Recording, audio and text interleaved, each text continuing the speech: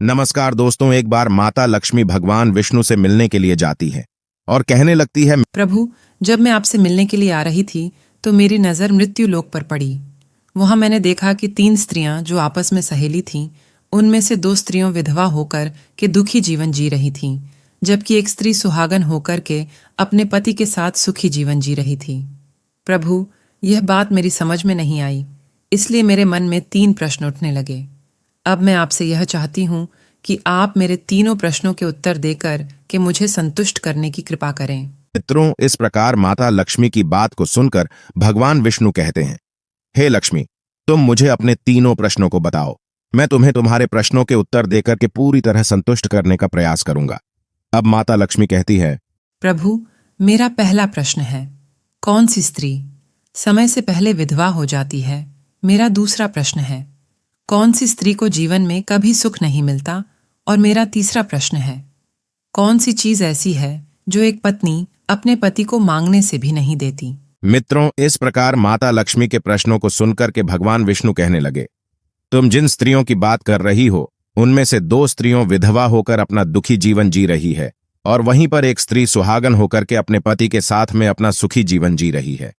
तुम जानना चाहती हो आखिरकार ऐसा क्यों है? तो मैं तुम्हें एक छोटी सी कहानी सुनाता हूं। इस कहानी को बहुत ही ध्यान से सुना। आधी अधूरी कहानी सुनने वालों को आधा अधूरा ही ज्ञान प्राप्त होता है, जो जीवन में कभी काम नहीं आता, क्योंकि तुम्हारे तीनों प्रश्नों के उत्तर इसी छोटी सी कहानी में समाये हुए हैं। यदि तुमने ध्यान से सुना तो तुम्हारी तीनों प्रश्नों के उत्तर तो अवश्य मिलेंगे और तुम्हें संतुष्टि प्राप्त होगी। मित्रों, माता लक्ष्मी कहती है, प्रभु, मैं आपकी बात से सहमत हूँ। आप कहानी शुरू करो। मैं कहानी को पूरी मन से सुनूंगी और जब तक आप कहानी बोलेंगे तब तक मेरा मन किसी दूसरे स्थान पर नहीं जाएगा।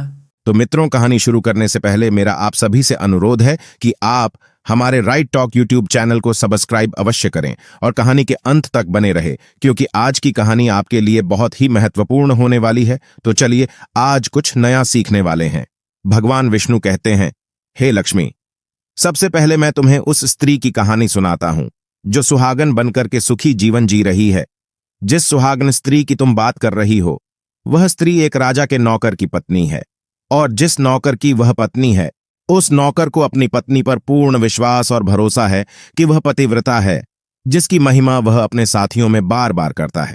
अब देखो, एक दिन की बात है, उस राजा के नौकर ने अपनी पत्नी की प्रशंसा इतनी की, यह बात धीरे धीरे फैलते हुए राजा के दरबार तक पहुंच गई। फिर तो राजा ने अपने नौकर को बुलाया और उस नौकर से कहा कि तुम हर किसी से कहते हो कि तुम्हारी पत्नी पतिव्रता है। क्या वास्तव में आपकी पत्नी पतिव्रता है? क्या आपको पूर्ण विश्वास है? इस प्रकार राजा की बात सुनकर के नौकर कहने लगा, महाराज, मुझे पूरा विश्वास है और पूरे से भी आगे विश्वास है कि मेरी पत्नी पूरी तरह पतिव्रता है।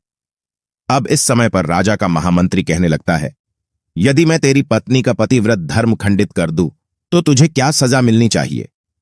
फिर तो नौकर ने कहा, यदि तुम मेरी पत्नी का पतिव्रत धर्म खंडित कर देते हो तो महाराज मुझे फांसी लगा देना।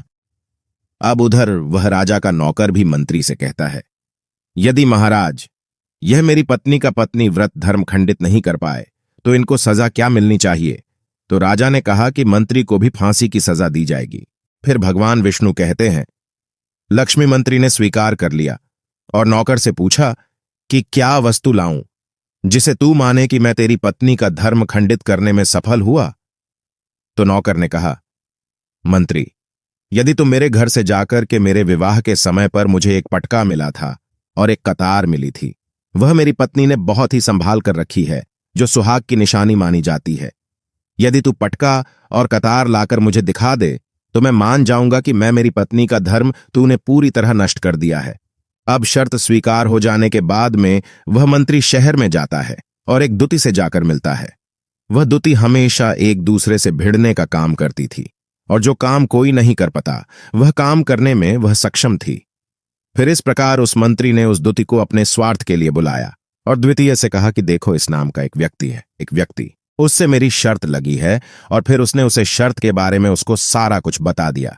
फिर वह दुती से कहने लगा, तू कैसे भी करके उस स्त्री से मेरा संपर्क करवा दे, तुझे जितना धन चाहिए मैं उतना धन दूंगा। इस प्रकार मंत्री की बात सुनकर के दुती कहने लगी, भाई तू उस औरत के बारे में बात मत कर। वह औरत पूरी तरह से पतिव्रता है। तेरी ओर थूकेगी भी नहीं, तेरी शक्ल भी नहीं देखेगी, और उनके परिवार के व्यक्ति खूंखार है। तेरी खाल उतार लेंगे। तो मंत्री कहने लगा, ठीक है, यदि तू मेरा उससे संपर्क नहीं करवा सकती है तो एक काम कर दे। उसके घर जाकर के पटका और कतार चुरा कर ला दे, और उसकी पत्नी के गुप्तांग के पास में यदि कोई चिन्ह हो तो वह चिन्ह भी मुझे देख करके बता दे। फिर मैं तुझे मुंह मांगा इनाम दूंगा। यह बात दुती की समझ में आ गई और उसने कहा, ठीक है, मैं तुम्हारा काम अवश्य करूंगी। नौकर शहर में रहता था। दुती नौकर के घर जाती है। उसकी पत्नी से जाकर बोलता है, बेटी मैं तेरी पति की बुआ हूं। मैं कई वर्षों के बाद आई। फिर उस स्त्री ने कहा, मैंने आपको पहले कभी देखा नहीं, इसलिए पहचान नहीं पाई। और इस प्रकार उस दुती को उस नौकर की पतिव्रता स्त्री ने बहुत बड़ा सम्मान दिया। मगर उसे क्या मालूम था कि यह उसके साथ में छल करने आई है। अब भगवान विष्णु कहते हैं, लक्ष्मी इस प्रकार वह दुती उस पतिव्रता स्त्री के साथ में 2 दिन तक रुकी। जिस समय वह स्त्री स्नान करने लगी तो दुती उठ करके उस पतिव्रता के कमर रगड़ने लगी। उस पतिव्रता स्त्री ने बहुत मना किया, फिर भी वह दुती नहीं मानी और कहने लगी, तुम मुझे तो बेटी से भी प्यारी लगती हो तो मना मत करो। काफी दिनों के बाद में मेरी तुम्हारी मुलाकात पहली बार हुई है। अब ऐसा कहकर के वह दुती मुख पर हाथ फिराने लगी। फिर आंखों को धोने के बहाने से उस दुती ने उसे पतिव्रता स्त्री की आंखों पर पानी मार दिया और उसे स्त्री की आंखें बंद हो गईं। इस प्रकार गुप्तांग के पास में जांघ पर तिल था जो दुती ने देख लिया। बस उसका काम बन गया। उधर स्नान करने के बाद में जब वह पतिव्रता स्त्री रसोई में खाना बनाने गई तो दुती को मौका मिल गया और उसने पटका और कतार उस नौकर के घर से चुरा ली और वहां से एकदम से भाग गई। और जाकर के दुती ने वह पटका और कतार मंत्री को दे दिए और उस पतिव्रता स्त्री के जांघ पर तिल की निशानी भी बता दी। मंत्री सीधा राजा के दरबार में पहुंचा और राजा से जाकर कहा, महाराज, मैं नौकर की पत्नी के साथ में 2 दिन बिताए और यह पटका तथा कतार उसी के हाथों से लेकर आया हूं। फिर तो राजा ने दरबार लगाया और नौकर को बुलाया तथा महामंत्री से सभा में पटका और कतार नौकर को दिखाने के लिए कहा। फिर राजा की आज्ञा पाकर के मंत्री ने उस नौकर को पटका और कतार दिखाई और उसकी पत्नी की जांघ पर तिल भी बताया तो नौकर मान गया कि वास्तव में आज मेरी पत्नी ने अपना पतिव्रत धर्म पूरी तरह से भंग करवा लिया। भगवान विष्णु कहते हैं, लक्ष्मी, फिर तो राजा ने फांसी का दिन 15 दिन के बाद में रख दिया और कहा कि नौकर को 15 दिन के बाद में फांसी पर चढ़ाया जाएगा। और इस प्रकार से नौकर से उसकी अंतिम इच्छा पूछी तो नौकर ने कहा कि मैं अपनी पत्नी से अंतिम बार मिलना चाहता हूं। इस प्रकार राजा ने उस नौकर को आज्ञा दी कि ठीक है, तुम अपनी पत्नी से मिल सकते हो। फिर नौकर अपने घर गया और अपनी पत्नी से कहा कि आप मेरे साथ में बहुत बड़ा विश्वासघात किया। मैंने आपके विश्वास पर मंत्री से ऐसी शर्त लगाई थी कि राजा के दरबार में राजा के सामने मैंने कहा था कि मेरी पत्नी का पतिव्रत धर्म कोई नष्ट कर दे तो मुझे फांसी लगा देना। अब मुझे 15 दिन के बाद में फांसी लगा दी जाएगी। मेरे साथ विश्वासघात करके तुमने ठीक नहीं किया। उसे पतिव्रता स्त्री ने अपने पति को सारी बात बताई, मगर उस विश्वास नहीं हुआ और फिर नौकर राजा के दरबार में पहुंचा तो राजा फिर उसे कैद में डलवा दिया गया। अब उधर नौकर की पतिव्रता धर्मपत्नी ने परमात्मा को याद किया और अपना भेष बदल करके राजा के दरबार में गई और राजा से नाच दिखाने की आज्ञा मांगने लगी, क्योंकि वह स्त्री बहुत ही सुंदर थी और उधर राजा शौकीन होते हैं। इसलिए राजा ने आज्ञा दे दी कि सभी मंत्री आदि उपस्थित होकर के इस सुंदरी का नाच करवाने की पूरी व्यवस्था करी। भगवान विष्णु कहते हैं, लक्ष्मी, फिर तो सब मंत्री महामंत्री राजा आदि दरबार में उपस्थित हुए और फिर उस नौकर की धर्मपत्नी ने जब नाचना शुरू किया तो राजा को उस स्त्री का नाच बहुत ही सुंदर लगा। और फिर राजा ने कहा, तुम मुझसे क्या मांगना चाहती हो? तुम जो भी मांगोगी मैं तुम्हें वही दूंगा। फिर उस नौकर की पतिव्रता स्त्री ने कहा, महाराज, आपकी सभा में मेरा चोर है जिसने मेरे रुपए लिए थे मगर आज तक वापस नहीं दिए, उसे फांसी की सजा दे दीजिए।